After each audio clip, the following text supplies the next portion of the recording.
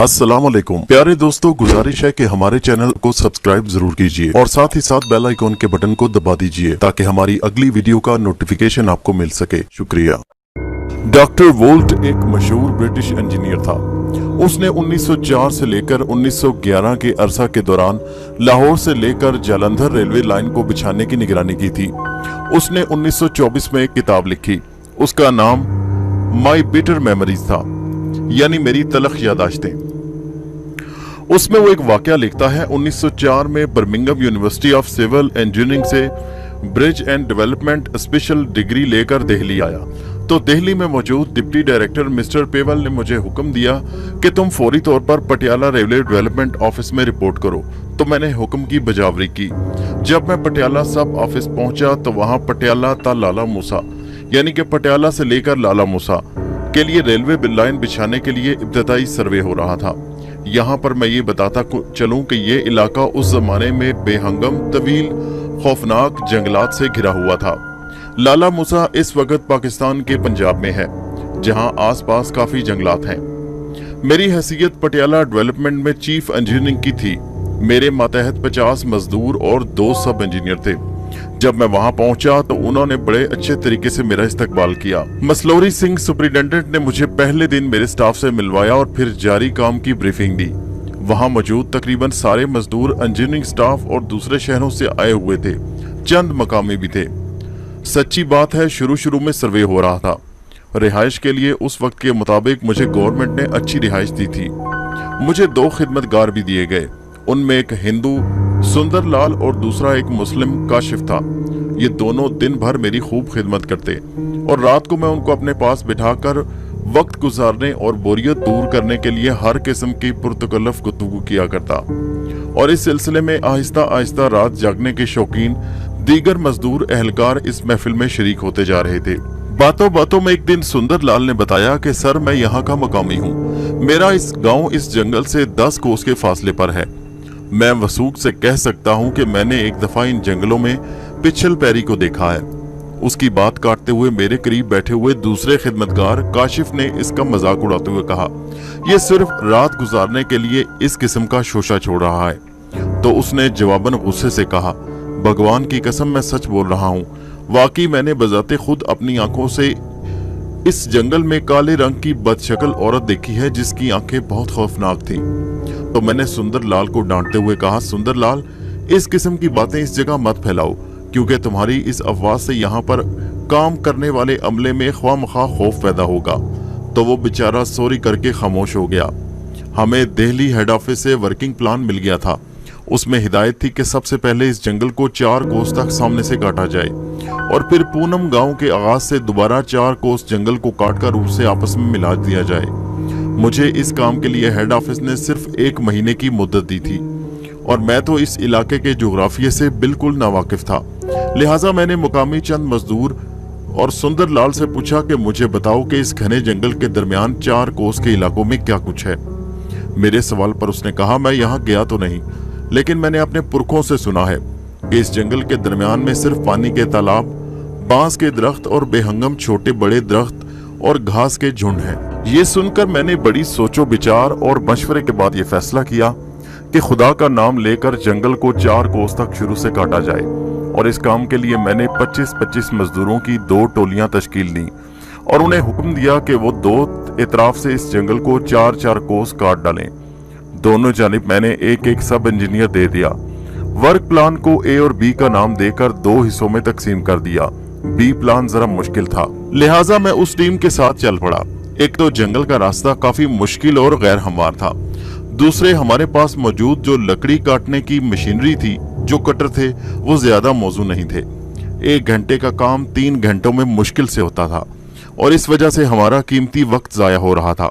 और दूसरी साइड पर काम करने वाले मजदूर लोग भी मेरा दिमाग खाते कि सर, दिल्ली हेड ऑफिस से नई जदीद मशीनरी मंगवाएं। मैं उन्हें मुसलसल टाल रहा था और फिर ना करते भी 2 कोस बराबर दोनों जानिब से जंगल कट चुका था। एक दिन हमारे मजदूरों ने काम छोड़कर हड़ताल कर दी। उनका वही मुतालबा था कि उन्हें फौरी तौर पर डीलक्स भारी मशीन फराहम की जाए, जो कि वसी जंगल के लातादाद दरख्तों को बहुत तेजी से काट देती। मैंने हाथ जोड़े हड़ताली मजदूरों को समझाने की बहुत कोशिश की लेकिन मेरा कोई बस न चल सका। बहरहाल मैं तंग आकर बजाते खुद दिल्ली ऑफिस आ गया। वहां मैंने हाई अथॉरिटी से बड़ी मुश्किल से मजदूरों की मतलूबा महंगी मशीन हासिल की। उसका वजन 2 टन के बराबर था और 1 मिनट में 2 दरख्त बासानी काट देती। इस भारी मशीन के आने के बाद दोबारा काम शुरू हो गया। सब कुछ मामूल के मुताबिक हो रहा था। एक दिन कैंप ऑफिस में मुझे इत्तला मिली कि डिलक्स मशीन का ड्राइवर उसके उलटने की वजह से मर गया। मेरे करीब खड़े सब इंजीनियर हैरत से कहा, यह नामुमकिन है। मैंने उससे पूछा वो कैसे, तो वो बोला, वोल्ट साहब, उस मशीन का वजन 2 टन है और वो किसी सूरत उलट नहीं सकती। अभी हम इसी बहस में उलझे थे कि एक मजदूर घबराया हुआ आया और उसने मजीद खबर सुनाई कि सर, मुदीर नामी मददगार प्लान बी के 3 कोस के करीब जंगलों में पुरस्रार तौर पर मुर्दा पाया गया। ये तो सुनकर मैं बदहवासी के आलम में घबरा कर जब जाए वकुआ पर पहुंचा तो मैंने देखा कि वाकई भारी मशीन डिलक्स उलट चुकी थी। उसका ऑपरेटर बुरी तरह भयानक अंदाज में कुचला गया था। ये कैसे हुआ? मैंने वहां मौजूद मजदूरों से पूछा तो उन्होंने मुझे बताया, जब ये भारी मशीन 3 कोस से जरा आगे बढ़ी थी कि न जाने क्यों ऑपरेटर की 1000 कोशिश के बावजूद आगे बढ़ने से रुक रही थी। वो गरीब जितना जोर लगाता तो न जाने कौन सी नादीदा ताकत उसे पीछे धकेल देती। इस दौरान एक ऐसा वक्त भी आया कि ये भारी मशीन किसी माचिस की मानिंद उलट गई और फिर अचानक ऑपरेटर रऊफ उड़ता हुआ मशीन के नीचे आकर कीमा बन गया। दूसरी तरफ से ये भी अफसोसनाक खबर मिली कि मुदीर मददगार भी पुरस्रार अंदाज में जंगल के वस्त में मुर्दा पाया गया। उसकी लाश को गौर से देखा तो वो लाश जली हुई है, बिल्कुल कोयले की मानंद स्याह है और वो देखी भी नहीं जा रही। अब ये सवाल बहुत तंग कर रहा था कि वहां मौजूद मजदूर ये बयान दे रहे थे कि इस जंगल में गए सिर्फ 2 घंटे हुए हैं और लाजमी किसी हादसा या उसे किसी ने मार डाला है, तो उसकी लाश इतनी जल्दी कैसे जलकर खाकस्तर हो गई? और अगर कोई हादसा हुआ कि वो जल गया तो वहां किसी आग का नामो निशान क्यों नहीं? लाश को देखकर हर शख्स अपनी अपनी जगह सहम गया था। किसी की भी अकल में नहीं आ रहा था कि यह हादसा हुआ तो कैसे हुआ।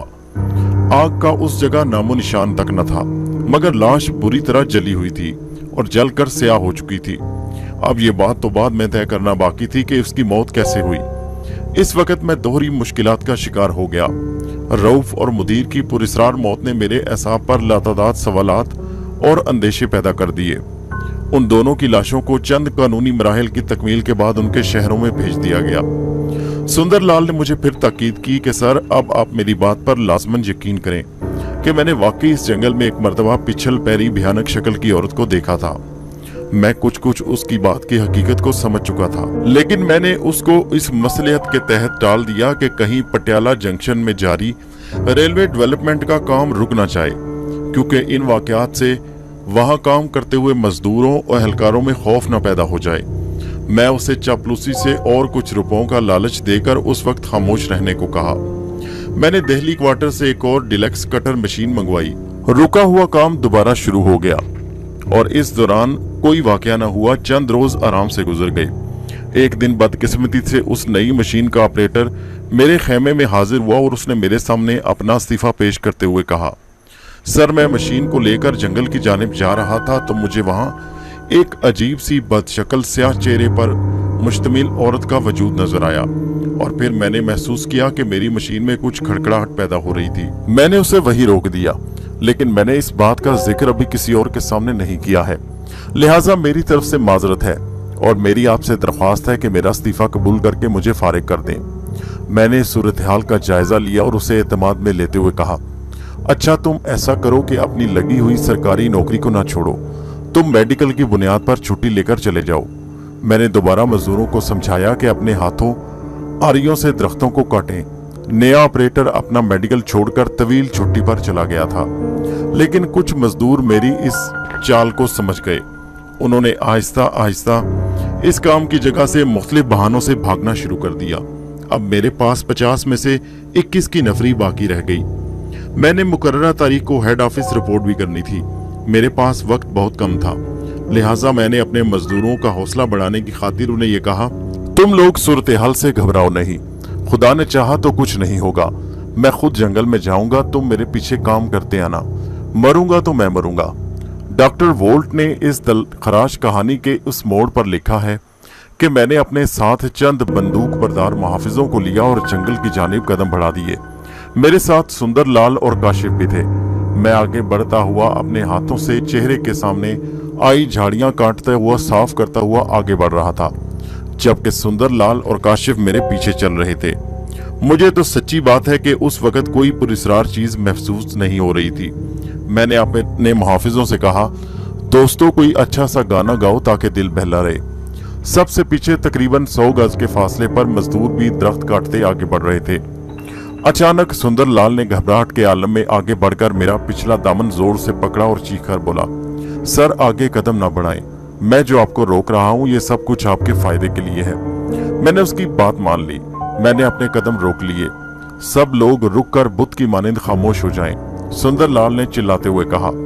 सुंदर लाल की इस अजीब हरकत की वजह से सब वक्ती तौर पर हैरत ज़दा थे।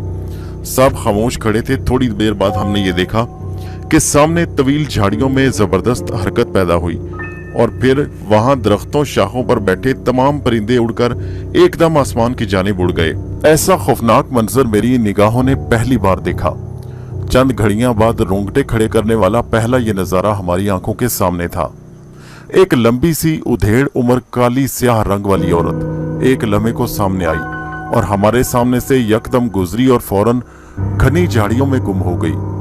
मेरे एक मुहाफिज ने चाबक दस्ती से फायर भी किया, लेकिन वो बेमैनी रहा। दिलचस्प बात यह है कि थोड़ी देर बाद सब नॉर्मल हो गया, जैसे कुछ हुआ ही नहीं था। इस वाकया के बाद वहां काम करने वाले मजदूर और एहलकारों पर उसका ये बड़ा रद्द-ए-अमल हुआ कि वो सारे भाग गए। मैंने दिल्ली हेड ऑफिस को इस गंभीर सूरत हाल पर तफसीली खत लिखा, तो वहां से मुझे जवाब आया कि फिलहाल इस प्रोजेक्ट को रोक दिया जाए और तुम वापस दिल्ली आ जाओ। इस प्रोजेक्ट को बाद में मुकम्मल किया गया और शायद उसके रूट्स में तब्दीली की गई थी, लेकिन डॉक्टर वोल्ट लिखता है कि वो मंजर मैं आज तक नहीं भूला। इस कहानी को अपने दोस्तों सहेलियों के साथ व्हाट्सएप और फेसबुक पर जरूर शेयर कीजिए। हमारे चैनल को सब्सक्राइब कीजिए। शुक्रिया।